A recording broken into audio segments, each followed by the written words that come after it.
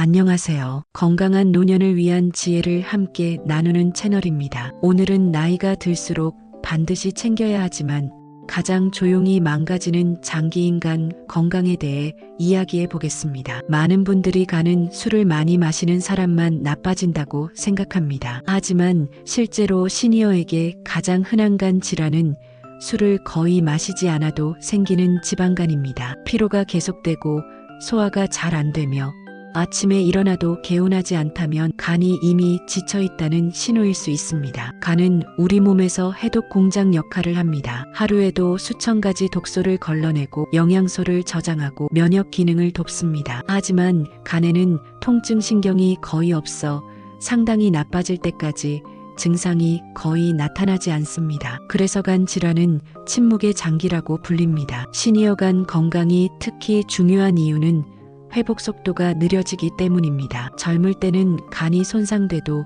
비교적 빠르게 회복되지만 나이가 들수록 재생 능력이 떨어져 작은 손상도 누적되기 쉽습니다. 특히 당뇨, 고혈압, 고지혈증이 있는 분들은 지방간 위험이 훨씬 높아집니다. 지방간은 간에 지방이 과도하게 쌓인 상태를 말합니다. 문제는 초기에는 거의 증상이 없다는 점입니다. 하지만 방치하면 간염, 간섬유와 간경화로 진행될 수 있고 심한 경우 간암 위험까지 높아집니다. 그래서 지금 괜찮다는 생각이 가장 위험합니다. 그렇다면 간이 보내는 위험 신호에는 어떤 것들이 있을까요? 이유 없이 계속 피곤하다, 식후 더부룩함이 잦다, 아침에 입이 쓰다, 오른쪽 갈비뼈 아래가 묵직하다, 얼굴이나 눈이 칙칙해졌다. 이런 증상이 반복된다면 간 건강을 점검해 볼 필요가 있습니다. 간 건강 회복의 핵심은 약보다 생활 습관입니다. 지금부터 누구나 실천할 수 있는 간을 살리는 생활 가이드를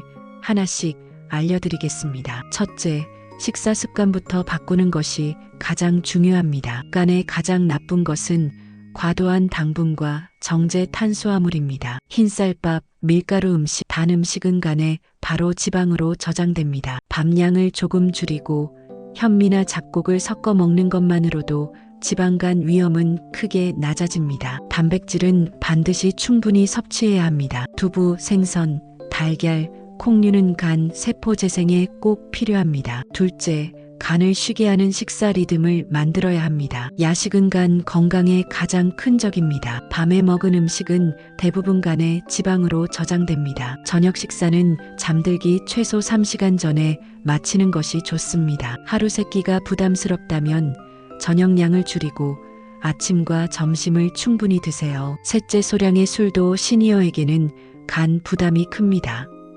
이미 지방간이 있다면 금주는 치료입니다. 조금은 괜찮겠지라는 생각이 간 회복을 가장 늦춥니다. 넷째, 체중 관리가 곧 간 관리입니다. 체중의 5%만 줄여도 지방간은 눈에 띄게 좋아집니다. 급격한 다이어트는 오히려 간에 독이 됩니다. 천천히, 꾸준히 생활 속 활동량을 늘리는 것이 중요합니다. 하루 30분 걷기만으로도 간 지방 감소에 도움이 됩니다. 다섯째, 간을 도와주는 생활 습관을 들이세요. 물을 충분히 마시는 것은 간 해독의 필수입니다. 하루 6에서 8잔 정도의 물을 나눠 마시는 것이 좋습니다. 또한 충분한 수면은 간 회복의 핵심입니다. 밤 11시 이전에 잠자리에 들면 간 재생에 도움이 됩니다. 여섯째, 약과 건강기능식품을 무분별하게 복용하지 마세요. 진통제, 소염제, 일부 한약과 건강식품은 간에 부담을 줄 수 있습니다. 여러 약을 동시에 복용 중이라면